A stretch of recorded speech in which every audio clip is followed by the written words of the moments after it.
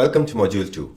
In Module 1, we built the big picture. We understood that tendering is not just BOQ pricing. Tendering is a controlled competition where the employer is buying price, time, risk. Now, in Module 2, we are going to go one level deeper. We are going to understand two extremely important concepts. Tender types, that means how the competition is structured, and we will explore procurement routes, meaning how the responsibilities are split between various parties. And I want you to remember one simple thing. The same project can feel like a completely different project depending on how it is tendered. It is the difference between driving a car on a highway versus driving the same car on a road where there is peak traffic. Same car, completely different experience. So the tender type and the procurement route, they can change your entire reality. Let's first explore what various types of tenders are, and as always we will keep it practical. So the tender can be open, it can be selective, and it can be negotiated. Let's define what an open tender is.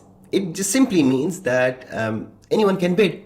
Usually this tender is advertised publicly. Contractors will register, they will buy the documents, and then they will submit.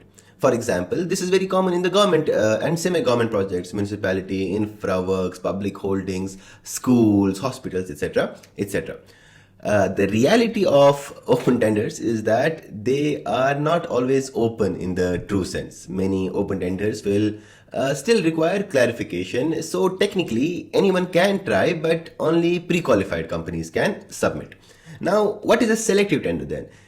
In this instance, the client and the consultant, they will shortlist 5 or 10 contractors, and then only those contractors will be invited to bid. This is very, very common in the private developments in the GCC region. For example, a client wants to build a mall, a hotel, a museum, villa, etc., etc. In this instance, the consultant and the client will only invite the contractors that they already know. And now a negotiated tender is the client will negotiate only with one contractor, maybe two. This is usually based on relationships, past performance, urgency, repeat business, etc., etc. This is very common in fit out. For example, a client might say that we have a new project, we trust you, give us a proposal, and then you will go through the pricing rounds. In practice, most private clients will try to use selective or negotiated tenders, and most government clients will prefer open tenders. And this will always usually happen with pre-qualification. Now, why is this important? Let us try to understand why understanding the tender type is important. Tender type is important because it changes three major things. It will change your competition level, it will change your risk transfer, and it will also change the speed. Now, let us look at these one by one.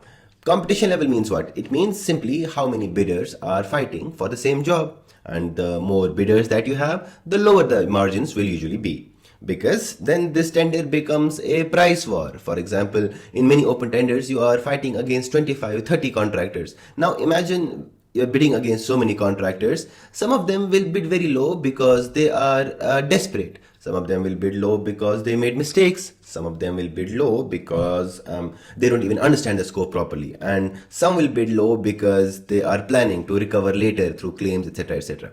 So when the competition is very high, the pricing will become extremely aggressive. This is why open tenders often have the lowest margins. Now compare that to a selective tender where only 5 contractors are shortlisted. Usually those contractors are known in the market. These contractors are capable, they are financially stable, they are experienced, and in this environment, pricing is still competitive, yes, but it is not suicidal. So margins are slightly heavier. Risk transfer now. Tender type does change risk. Why? Because different tender types will come with different contracts, different evaluation methods, and different expectations. For example, in government tenders, the risk is usually transferred heavily to the contractor. You will often see very strict compliance rules, very strict bond requirements, strict penalty clauses, very little flexibility.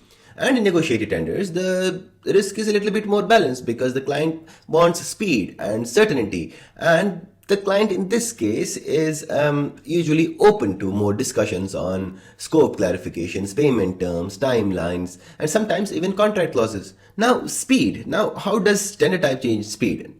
It's very, very simple. Negotiated tenders, the award is normally between 2 to 3 weeks or 4 weeks maximum, because the client already knows who they want and what they want. They just want the pricing confirmation and they want the final terms to be agreed on, and the awards happen. And open tenders, on the other hand, they will take sometimes 3 months, sometimes 6 months to award, because evaluation process is low, approvals are slow, compliance checking takes time. So tender type will basically decide your reality. It will affect your pricing strategy, it will affect your program strategy, it will affect your margins, and it will also affect your claims exposure. Now let's dive a little bit deeper into each tender type.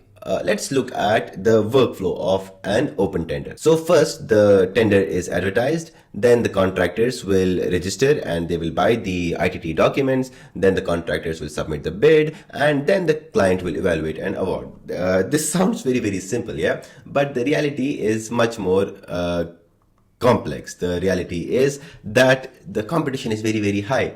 This is where the margins are extremely low. For example, in many open tenders, especially the government ones, the award criteria is what? Lowest compliant bidder. It means what? It means if you are technically compliant and you are the lowest, you win. So contractors in this case will focus on one thing and one thing only, which is cutting price. For example, in open tenders, we discussed this earlier, there is always that crazy contractor who will bid unbelievably low. Sometimes the reason is desperation, mistake, sometimes it's intentional. They bid low to win and try to recover later, etc., etc.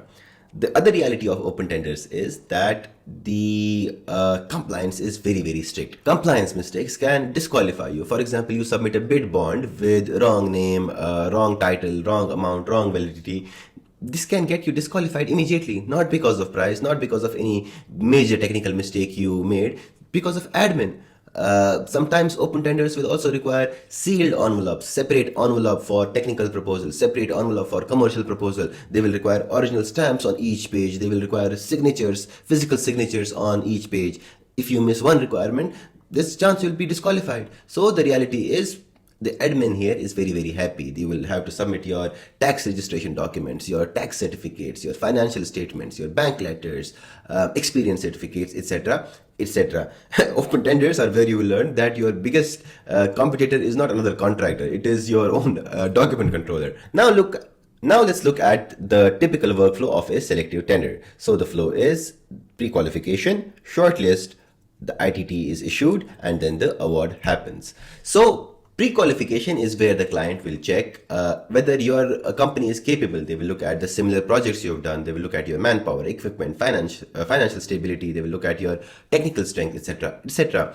For example, a bid can say, an ITT can say that only contractors who have completed 3 similar projects in the last 5 years can bid. So if you are new in the market, you might not even be shortlisted.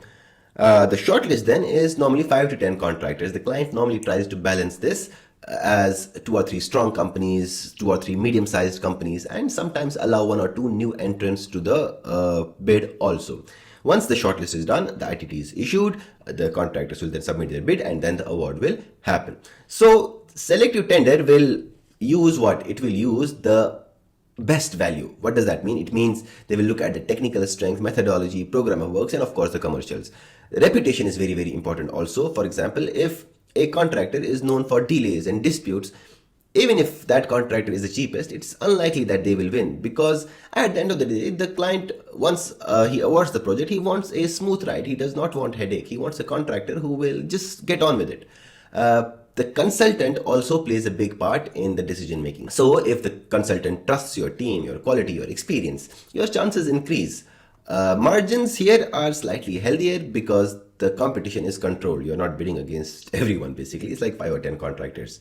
So that is selective tenders. Moving on to negotiated tenders and the workflow there. So like we said earlier, the client will select one contractor. They will go through many pricing rounds. They will negotiate the terms, the conditions, the program, and then finally the award will happen. So this is based on what? This is based on trust and speed. Why does this happen? Why do these tenders happen? These tenders happen when the client is in a hurry. The client trusts a contractor. The project is complex. Project is sensitive. So let's take an example to understand this better. For example, there is a building and there is a major defect in that building. water leaks, big water leak or something. The client in this case wants the work done immediately. They cannot wait for a 3 month tender and pricing rounds. So they will go to a contractor they know and trust. They will negotiate directly with him and award him and ask him to get on with it. What is the major risk here in negotiated tenders? The risk is that the client will try to squeeze us very hard on the price. So the client will go like, you are already selected, your price is high, give me a discount. You give the discount, the clients ask you for a further discount and then a further discount. It is, it almost feels like you're buying vegetables sometimes when you deal with negotiated tenders. So when are these tenders good? They are good when the scope is unclear. They are good when the client needs early contractor involvement, when the design is still developing, the client wants speed, etc., etc.